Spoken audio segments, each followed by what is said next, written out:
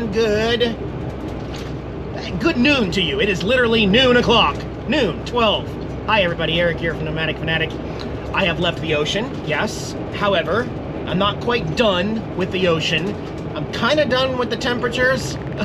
But I decided, and actually I will be back because Terry and Scott said I can stay on their property on Ocean Shores also. But right now, we ventured about an hour inland. I'm gonna be making my way up to the Capital State Forest because I want to do some camping. I'm really, really excited about actually sitting down and doing some camping. If my favorite campground is full, there is one backup that I can use. I've got a fridge full of cold beer. I got a freezer full of tater tots. I dumped my tanks and filled up my water for free at the Elma Rest area. What more could a single guy ask for? I just want a nice, peaceful spot to camp.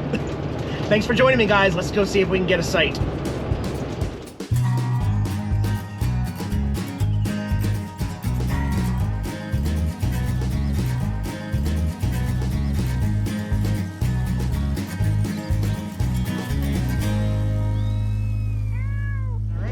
Go. It's gonna be a pretty unusually warm 81 degrees today here in the Capital State Forest here at Margaret McKinney. I don't see any signs immediately saying campground's full, but because I have trailer Swift behind me, not any campsite will work. I need a campsite that will allow me to fit both the trailer, or maybe I could unhook the trailer. There's a new sign here. Oh, burn ban in effect. Okay. Looks like Steve and Jenny are still camp hosts here. Let's swing around a loop and have a little peeky poo. Let's see, this one off to our right, this new one would be awesome. They call this, yeah, there's a car there, C10. Yeah. Car taking up the big, huge site, and C1's taken. Bummer, I can't fit into this little one, C2. Let's go around the main loop, see what we can find here. Looks like they're full. Looks like they're full, guys. This is not good. Just peek over here. Yep, every campsite's full. This hasn't happened in a very long time. Bummer. It is worth driving down the road to go check out Middle Wattle while we're here. While we're in this area, let's just go see what it has to offer. I do not get any cell phone service there, and never have. However, I've never tried Starlink there. Maybe I could deal without cell phone service and still have some Wi-Fi. Yeah, let's go have a little peek. Okay, here's Middle Wattle Campground. It can be a noisy campground because it's got lots of trails for off-road vehicles and stuff, but you do not have to have an off-road toy in order to camp here. A6 here is a great pull-through site. It does have a tent on it, though. Bummer. Look at A8 here with a clearing. Huge big site here that I like. I'm doing it. This is home. Kiddies, this is home for the next, I don't know. Let's see how level we are. We're really close. There we go. Level. Oh my gosh, this is nice. This is really nice, guys. This is huge. I got a pull-through site at Middle Wattle. Never gotten this one before. I'll bet somebody just left, because this is a real good site. I'm just checking to make sure there's no ATV tracks that go through this site. Sometimes they do. Some of these sites, guess there's a gun range nearby also, but some of these sites have the trailheads that lead right through them. But what I like about this site is that it looks like they have the fences up. So even if there was once an ATV route that went through camp, this is here saying it's not anymore. And then rocks around the border, so you can't put vehicles down here. There's a sign says recreational burn ban, no fires allowed. Pretty much happens every single year in the summertime. The only time it's really open is when there's a burn ban and you can't use it. So just a Northwest thing. There's a lot of green here, a lot of fuel. But yeah, you can get all comfortable here, and then gotta get registered too, and then I'll get back to you guys.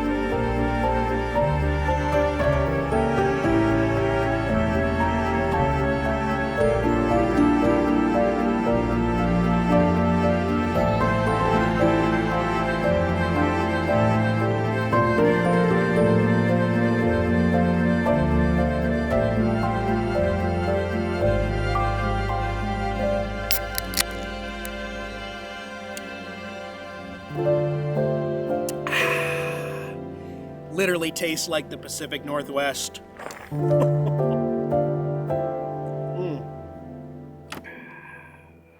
You know, I do like it here. The ATVs, for some reason, bother a lot of people. It's just, I mean, it's not happening right now. It doesn't happen all the time.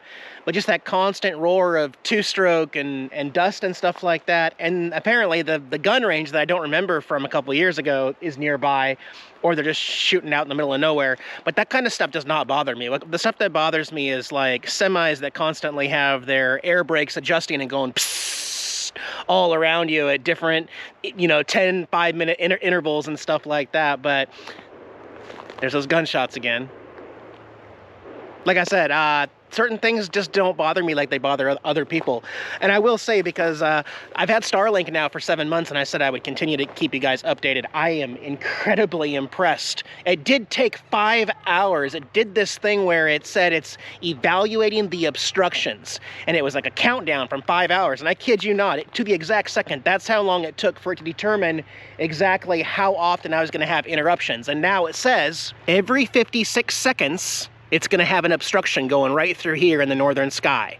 But the fact that it's even able to grab a satellite and then grab onto another one here, and then when that gets hidden, it grabs onto this piece right here, it's pretty impressive what Starlink is able to do. So that means the internet literally goes out nearly once every minute for about 15 seconds. However, it works great for streaming. Netflix and YouTube work great. I'm uploading a video right now that's working well. It does stop, but then it kicks right back in. So it's usable. It's manageable. You know what I mean? So other than that, there's not really anything else to do out here. I'm not with any friends. I'm just kind of out here by myself.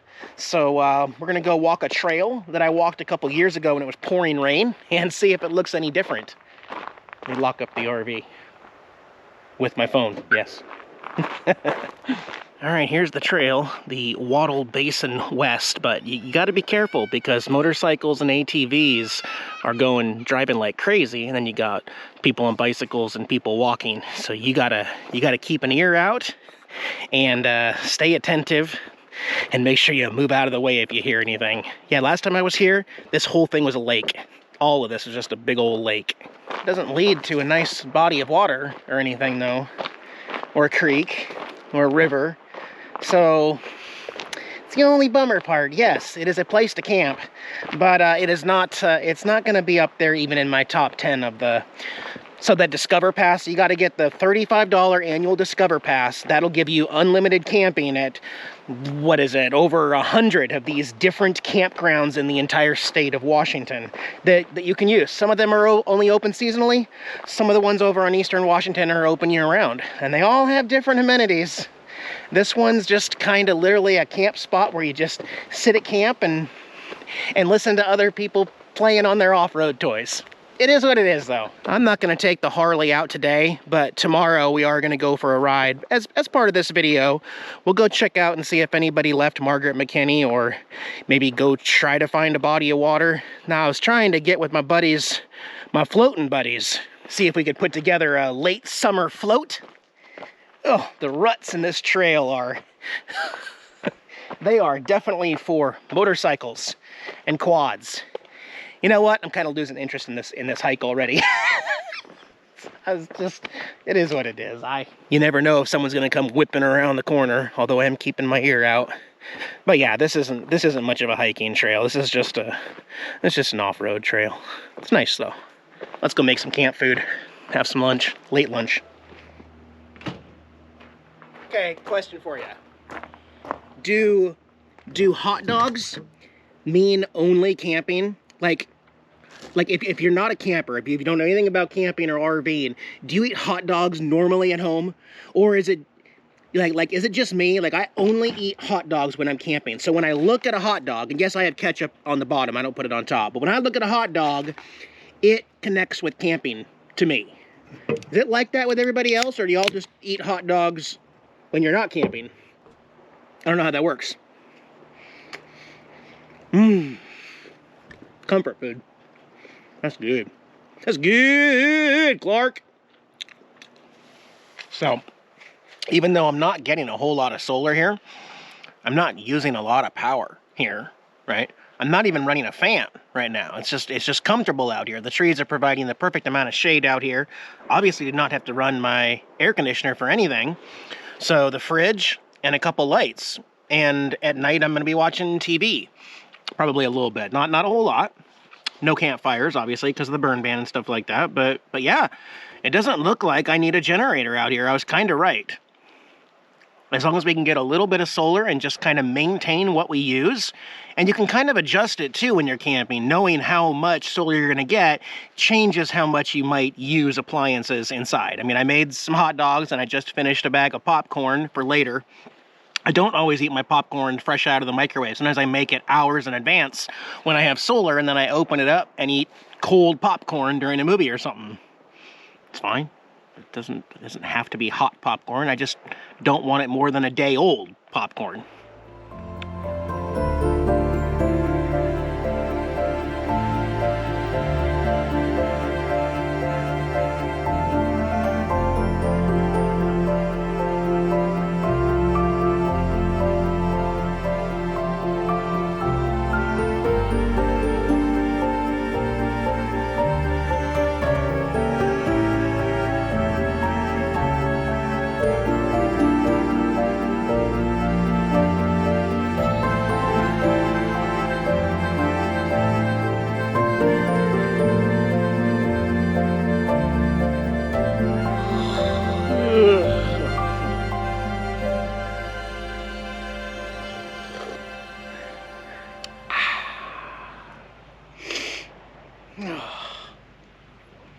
Unlike sleeping out in the woods, slept really well out here. Really nice. We'll finish this cup of coffee and then hop on old Black Betty, go try to find the creek. See what Cedar Creek looks like. We are going to get a little bit of a northwest heat wave here in August, finally. Temperatures are going to reach near 90 degrees, and I have at least one friend definitely down for a little bit of floating. And by then, it's going to be 90. I mean, I could have had 90 back at base camp in Arizona. We're probably going to be heading back to the ocean where, again, it does not even hit 70 this week at the ocean. But first, we got to float. Well, first, yeah, let's go for a ride. Let's go for a ride. Alrighty, Black Betty. Let's go for a little ride. Should be charged up. We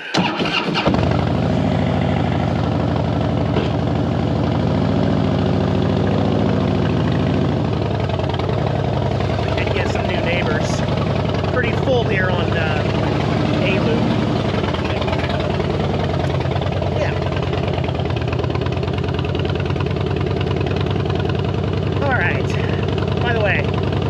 I am going to be getting an Insta360 camera. I'll be editing 360 views in the future, later. I will be, next paycheck, for sure. But right now, I'm stuck with this view because I don't want to wear my full face with the camera. I'm comfortable with the half face.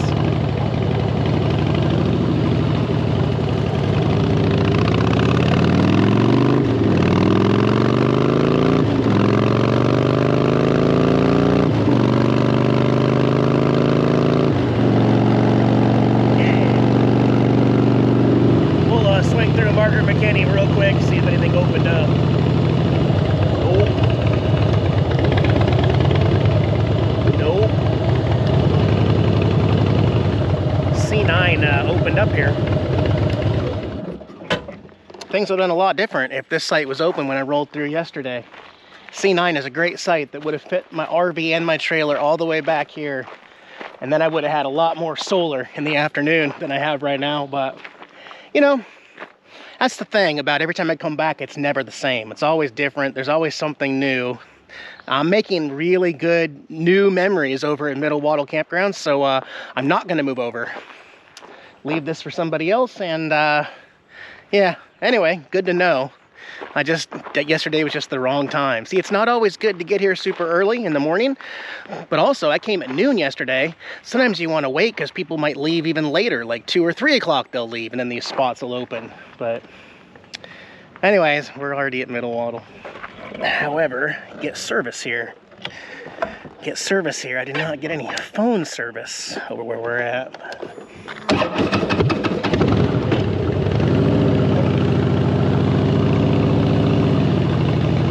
Well, two things. First, we found the Cedar Creek here. And secondly, isn't it time to at least point out how good the weather's been in Washington? Like, compared to the last time I was here in July and into August, we had 40 straight days of consecutive rain when I was here with this bike until I gave up, shipped it back, flew back to Illinois to get my car. I think August is a better time to be in the Pacific Northwest, because we hadn't seen any rain yet in August. Yeah, we got the Cedar Creek below me. Everything is just covered in green moss. Bridge says 1979 that we're on right now. Just a lot of moss, a lot of green. Too bad people are graffitiing underneath the bridge, but yeah, Black Betty looks good there. That is some clear water there, y'all. In case you're wondering what kind of ferns these are western sword ferns here. And then looks like a little trickling of water up through there.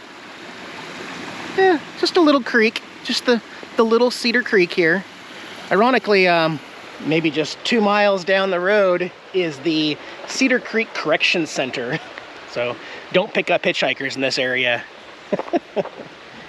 Wonder where that path leads. Actually, I want to go across the road here. We're gonna leave Black Betty right here. We got the Bob Bamert Grove Trail. And unlike the trails that are back at camp, this one actually looks like a nice hiking trail, you know? It does. Some really old growth here. Oh my goodness. It's like being in the redwood forest of California. And again, with all the weeping green moss hanging everywhere. What an incredibly cool trail. This is what I'm talking about. I could hike stuff like this forever. You probably can't tell how big this tree is. If I were to try to hug this tree, I couldn't even make it 1/8 around this tree. That's how big this tree is. Just stinking beautiful. Oh my gosh. All right, Cedar Creek, we'll see you next time. Yeah, I'm gonna head back to camp and again, check in on the kitties. And I'm still gonna stay there 2 more nights though, and I'm not gonna film, so we'll be closing this video out this afternoon, but let's get back. All right, now we're talking. Hard stuff to find. Every time I come back, it's in fewer places. Most of the bars have the 12-ounce bottles from the old commercials, but just buying them in the store, I don't know. Things are totally different this year because I don't drink. I've switched to Keystone Light as my new beer. So we'll do Rainier for a couple more weeks. Moving forward, how long am I going to be here in the Northwest? Don't think I told you guys, but we have our first family reunion since 2019, prior to that BS. So I'm excited to see some family members here in the Northwest. Of course, my mom and my sister have moved down to Texas, but the other side of my family, I have a split family. So my dad's side of the family is still here, both in Washington, Ocean Shores, Olympia, Federal Way, Tacoma, as well as Northwest Oregon, and even Pendleton, Oregon. I have a few cousins there too. So yeah, we'll see how things go. But I was kind of thinking that once the rain hits or it starts getting cold here, usually September, first week in September when kids go back to school. Well, I don't know. They changed it. Now kids are going back to school in August, like this week. So I don't know for sure.